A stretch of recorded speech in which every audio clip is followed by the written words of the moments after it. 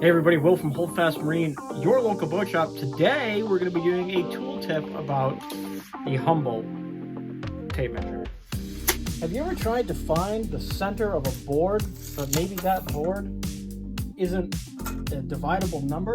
Like this is 33 1/4 inches. To find the center easily without breaking out your calculator and doing a bunch of complex math is to simply go to a number that we can divide, which is 34. And we know that 34 in half is 17. So if I take my tape measure, bring this edge down here, and bring this up till the tape reads 34 inches, and mark 17, that is the exact center of our board. Did you also know that on the back side of each tape measure has a number, 3 inches, and on this one is 2.5.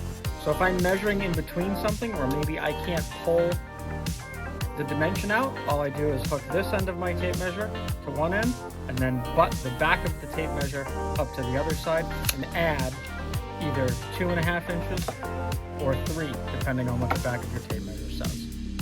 Have you ever looked at your tape measure and noticed these black diamonds all over the tape measure? Well, those tape measures are exactly 19 3/16 apart, and they're used to measure the distance between the I-beam floor trusses in your house. Bet you didn't know that one. Ever look at the end of your tape measure and wonder what that little groove is for? I'm going to show you. That little groove is for grabbing onto the top of a nail or a screw. Did you know that one?